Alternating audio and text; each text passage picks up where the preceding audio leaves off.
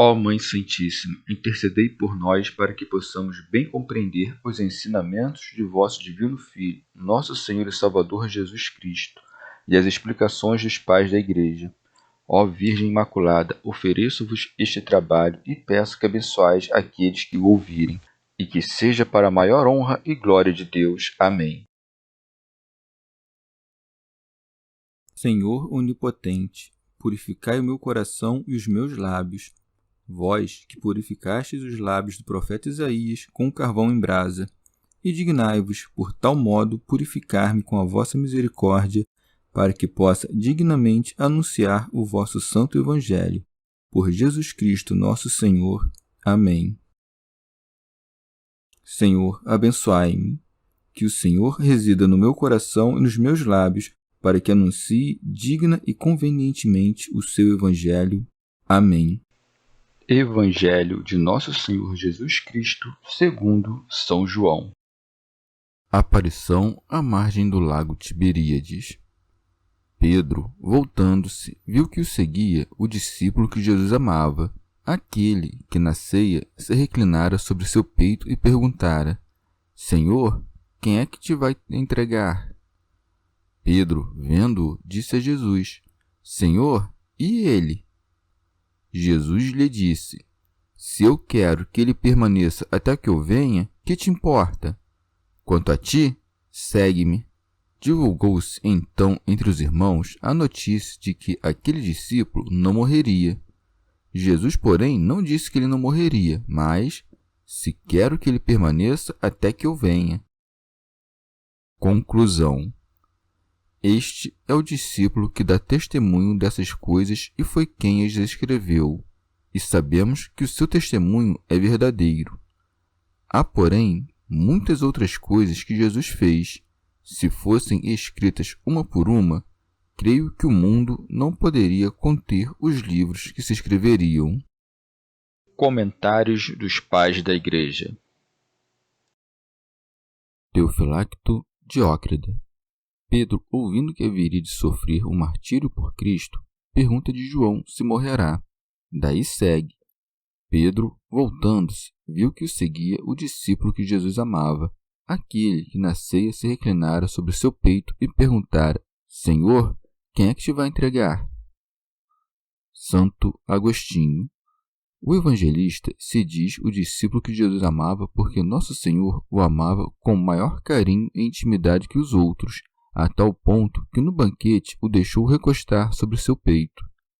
Creio que desta forma eleva acima de todos os outros a divina excelência deste evangelho, que por meio dele havia de pregar. Há quem pense, e dentre estes intérpretes nada irrelevantes das Escrituras, que João era mais amado por Cristo porque, desde a primeira infância, viveu a mais pura castidade. Segue. Pedro, vendo-o, disse a Jesus: Senhor, e ele? Teofilacto Diócrida. Isto é, por acaso não morrerá também este? Como interpretam alguns. Segue.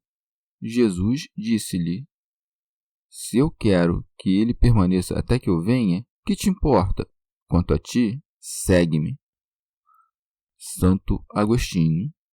E Nosso Senhor, falando a Pedro, repete: Quanto a ti, segue-me, com ênfase desta vez no ti, dando a entender que o outro discípulo, João, não seguia porque o Senhor quis que ficasse e esperasse até sua volta. E quem, à primeira vista, dará às palavras do Senhor uma interpretação diferente daquela que deram os discípulos? Com efeito, segue. Divulgou-se então entre os irmãos a notícia de que aquele discípulo não morreria. Mas João, desde logo, nega essa opinião acrescentando: Jesus, porém, não disse que ele não morreria, mas: Se quero que ele permaneça até que eu venha. Mas, se alguém quiser objetar, poderá responder que é verdade o que fala João. O Senhor não falou que aquele discípulo não morreria, mas que esse é o sentido das palavras referidas pelo evangelista. Teofilacto Diócrida. Ou ainda, poderá responder que Cristo não negou que João morreria, pois tudo que nasce morre, mas disse: Quero que ele fique, isto é, que viva até o fim do mundo, e então sofrerá o martírio por mim. Por isso, asseguram alguns que ele ainda vive. mas que será morto pelo anticristo, e que, junto com Elias, pregará o nome de Cristo. E, ainda que se lhe atribua um sepulcro, entrou nele vivo e depois saiu. Santo Agostinho. Ou ainda, talvez alguém pretenda que, em seu sepulcro, que fica em Éfeso, João durma em vez de jazer morto, tomando como argumento o rumor de que a terra ali entumece delicadamente e parece quase ofegar, e teimando em atribuir este fenômeno ao arquejo do apóstolo.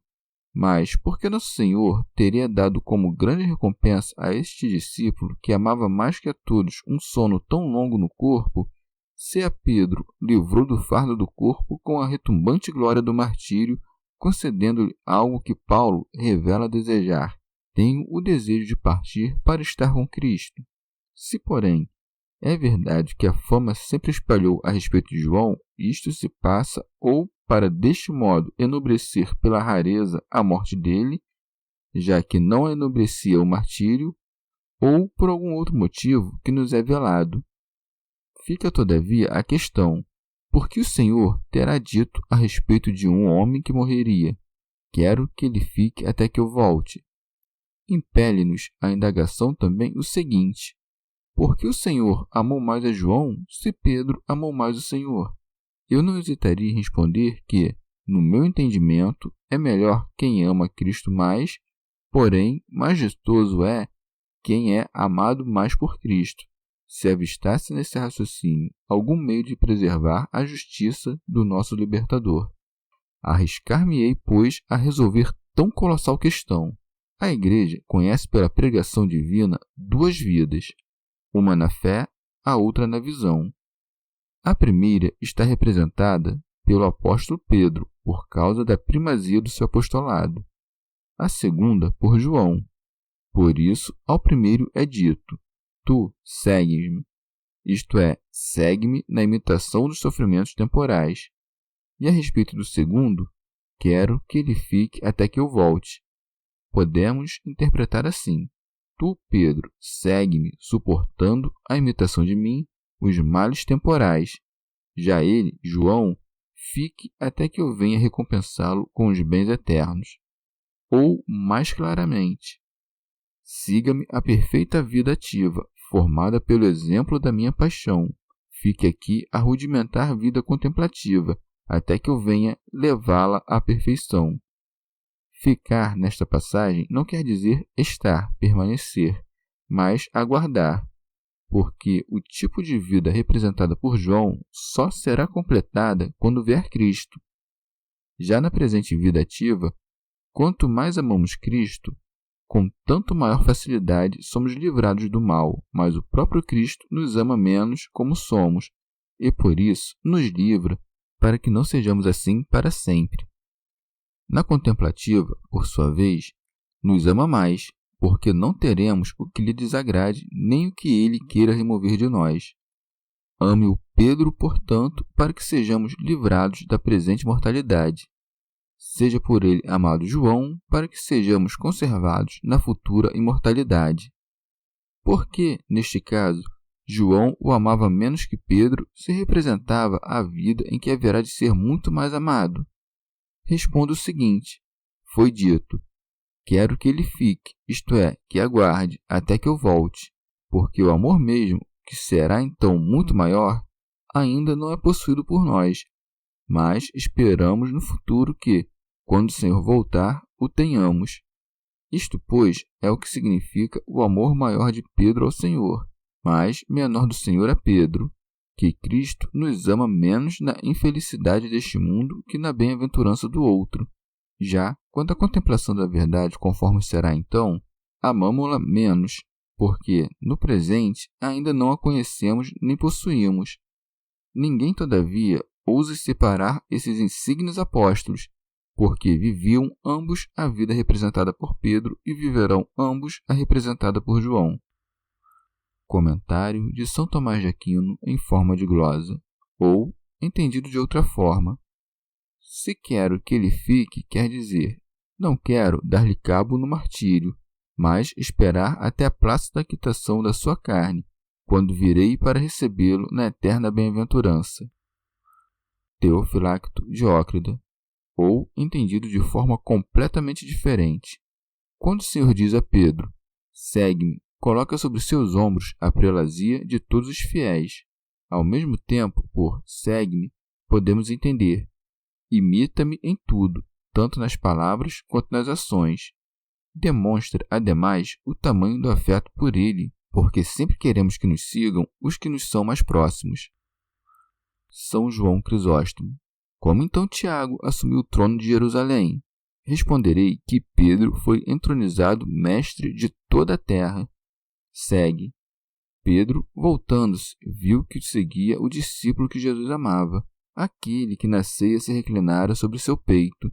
Não sem motivo, traz à tona aquele repouso no peito do mestre, mas para mostrar quanta fé tinha Pedro após a negação. Este, que na ceia sequer ousava perguntar, mas encarregou João da pergunta, a este foi confiada a supremacia sobre os irmãos, e não mais encarrega ninguém de perguntar o que cabe a ele mesmo, mas ainda por cima faz ao mestre as perguntas dos outros. Como o Senhor acabava de lhe predizer grandes coisas e cometer todo o globo terrestre aos seus cuidados, bem como de prenunciar o seu martírio e declarar a superioridade do seu amor, Pedro, querendo ter João como sócio em tudo isso, disse, Senhor, e ele? Como para dizer, não virá conosco pelo mesmo caminho? Pedro, afinal, amava João sobremaneira, e o vínculo dos dois é mostrado tanto no Evangelho quanto nos Atos dos Apóstolos. Assim, Pedro agora devolve o favor a João, suspeitando que ele quisesse perguntar de si mesmo, mas não ousasse, ele mesmo toma sobre si a pergunta e a faz. Como, porém, devessem ambos receber a administração do globo terrestre, mas cumpria que dali para frente já não estivessem juntos, o que seria prejudicial ao mundo, por isso o Senhor diz, conforme o grego, se eu quero que ele permaneça até que eu venha, que te importa? Quanto a ti, segue-me. É como se dissesse, vela e cumpre a obra que te foi confiada. Quanto a este, se quero que fique aqui, que tens tu com isso? Teofilacto Diócrida. Onde é dito, até que eu venha, alguns entenderam neste sentido. Até que eu venha de encontro aos judeus que me crucificaram, golpeando-os com o porrete dos romanos. Com efeito, dizem que este apóstolo viveu naquela região até o reinado de Vespasiano, em que haveria de acontecer o saque de Jerusalém. Ou quando diz, até que eu venha, quer dizer, até que eu decida encarregá-lo da pregação, como agora te encarrego do pontificado de toda a terra. A este fim, portanto, segue-me. Já ele deve ficar aqui até que eu venha tirá-lo como fiz contigo. São João Crisóstomo. Em seguida, o evangelista refere e retifica a opinião dos discípulos, como está dito acima. João, como escreveu tudo com muita certeza, não se nega a produzir seu próprio testemunho. Por isso diz, este é o discípulo que dá testemunho dessas coisas. Temos o costume, quando referimos coisas de veracidade indubitável, de usar o nosso próprio testemunho. Com muito mais razão fez isto aquele que escrevia soprado pelo Espírito Santo. E por isso os outros apóstolos também diziam, nós somos testemunhas destas coisas. Segue. E foi quem as escreveu. João é o único a falar deste teor porque foi o último a escrever e por aviso de Cristo. Este é o motivo porque tantas vezes exibe o amor de Cristo para consigo, insinuando nas entrelinhas o motivo porque tomou da pena e tornando por sua dignidade fidedigno seu discurso. Segue, e sabemos que o seu testemunho é verdadeiro. A tudo esteve presente, e nem mesmo na crucificação abandonou Cristo, que lhe confiou a mãe. Sinais de amor, tudo isso. E de que sabe tudo com muita certeza. E caso alguns não creiam, são induzidos a crer pelo que segue. Há, porém, muitas outras coisas que Jesus fez, e poderia complementar. É evidente, assim, que de modo algum escrevi essas coisas para agradar a Cristo, uma vez que, sendo tantas as maravilhas que fez, não escrevi tantas quanto os outros, mas deixei de lado a maior parte delas, publicando os ultrajes e descomposturas. Ora, Quem escreve para celebrar a glória de outro deve, muito ao contrário do que fez João, calar as partes mais infames e expor as mais esplêndidas. Santo Agostinho, na parte em que diz: se fossem escritas uma por uma, creio que o mundo não poderia conter os livros que se escreveriam, não é que esses livros não pudessem caber no espaço do mundo, mas sim que os leitores não seriam capazes o bastante para compreendê-los. Todavia, no mais das vezes, ainda que respeitada a verdade das coisas, as palavras parecem romper os limites da credibilidade, não quando o que era obscuro ou dúbio vem a ser explicado, mas quando o que já era patente é exagerado ou diminuído, sem, no entanto, desviar-se da legítima expressão da verdade. Pois, nesses casos, as palavras vão além da coisa que indicam para expressar a vontade de quem fala, mas não engana. Esta figura de linguagem é designada pelo nome grego de hipérbole, e é encontrada, assim como nesta passagem, também em algumas outras das Sagradas Escrituras. São João Crisóstomo. Ou ainda, isto deve ser entendido em referência ao poder daquele que realizava os milagres, pois, tão fácil como é para nós falar, ainda mais fácil levar a efeito tudo o que quisesse, porque Ele é o Deus bendito sobre todas as coisas, pelos séculos dos séculos. Amém. Chegamos ao fim de mais um dia de comentários da Catena Áurea. Muito obrigado por ficarem até aqui, que Nossa Senhora derrame suas graças sobre nós e até amanhã.